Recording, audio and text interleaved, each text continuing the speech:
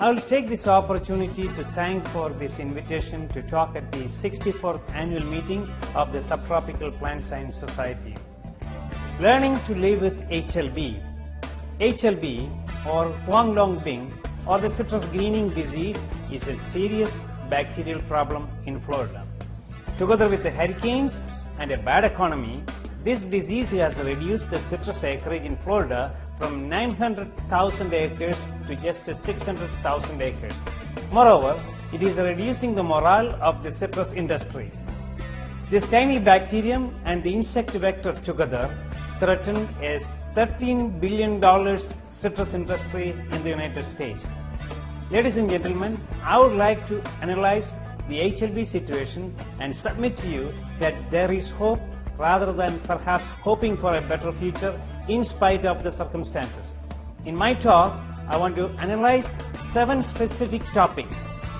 Look at the current HLB situation in Florida, scenario in China and India where HLB is prevalent, how we dealt with the 2 human viruses in the past, HIV and swine flu. Bring to your attention the citrus tristacea virus situation in Florida today.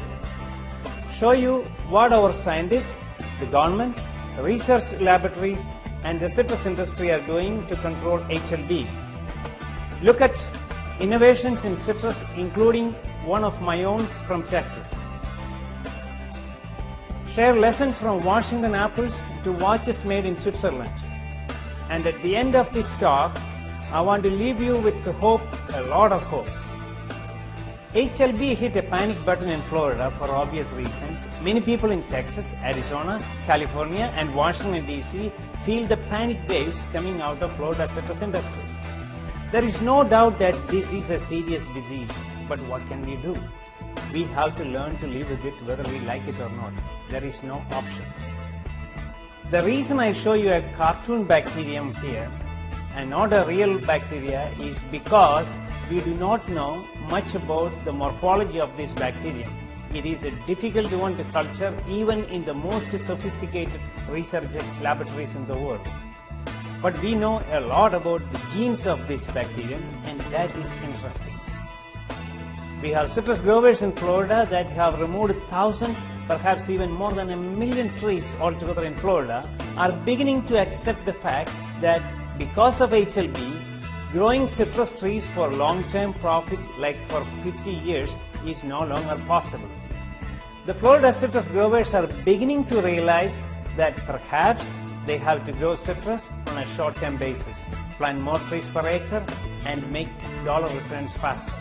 It makes sense. But when you plant short-term orchards, you have to plant more trees per acre.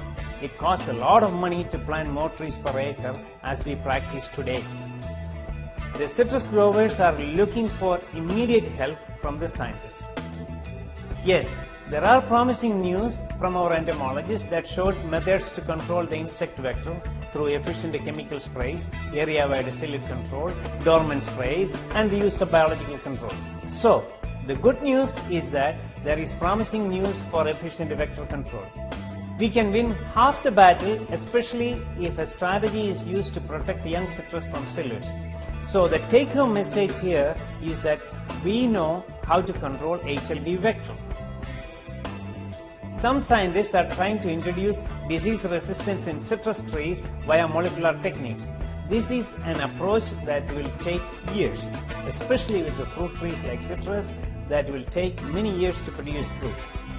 So the take-home message is that there may be help from the molecular techniques, but not within a decade or even more. The citrus growers need an immediate and very practical solution. Our citrus horticulturists are experimenting with high-density planting. There are some citrus growers in the country that have mastered high-density planting even before HLB, but not many people know about it. Ladies and gentlemen, this is an avenue we need to utilize. Projects like improving citrus plant health via innovative irrigation, fertilization, pesticides are practiced by some growers. They show promises. Now I want to take you to India and China. Both are overpopulated countries, Both have citrus, and in fact India and China are the centers of origin of citrus. They have HLB. In both countries, HLB is at least a century old, whereas HLB in America is less than a decade old. In both India and China, there are good and bad citrus orchards. There is evidence that the Chinese used high-density planting to mitigate loss from HLB, and this was started even before they had access to modern chemicals and modern technology. India is the same way. So why such a panic in Florida? The answer is that it is a new disease. The impact of a new disease is high. Moreover, HLB hit Florida when the Florida citrus industry was hit by hurricanes. Both the bacterium and the psyllid are new to the Florida ecosystem. Give it some time. Let them adapt to the Florida ecosystem. You may see a reduced impact after some time. I like to draw your attention to the citrus crustacea virus in Florida. Crustacea is a destructive virus disease of citrus that is spread by brown citrus aphid. This particular aphid was detected in Florida in 1995. 15 years later, the incidence of crustacea has not changed as expected. The brown citrus aphid population, though, is under control. This is a good time for me to bring the example of two human virus diseases, the HIV that causes AIDS disease and H1N1 that causes the swine flu. 1980s, the country welcomed the new Reagan administration, but at the same time, there were many AIDS-affected people dying. The medical community, the scientists, and the Centers for Disease Control were not sure how to handle the situation effectively, especially when medical providers themselves were in fact afraid of treating HIV-infected patients comfortably. Look at the situation today. With the proper education, medicine, and technology, today HIV-infected people live longer. In fact, medical sciences show that HIV-infected people may live 20 years longer today compared to the 1980s. Now let us look at a recent human virus disease, the H1N1 virus or the swine flu. This also hit a panic button. It was real. Many people died. H1N1 is real. There was a time the whole world was wearing masks. Today, at least we have H1N1 vaccine. The point I want to make is that the problem is real, but we came out of the initial big fear factor. It is true in human history that adversities and successes are not everlasting. And that is my next point. The citrus industry was operating in a comfort zone for many years with no major changes. Whereas the apple industry made a paradigm shift in the 1980s when it went into ultra high density planting. I have seen it myself in the 80s when I was a faculty member at the Washington State University. They made great success. They like it.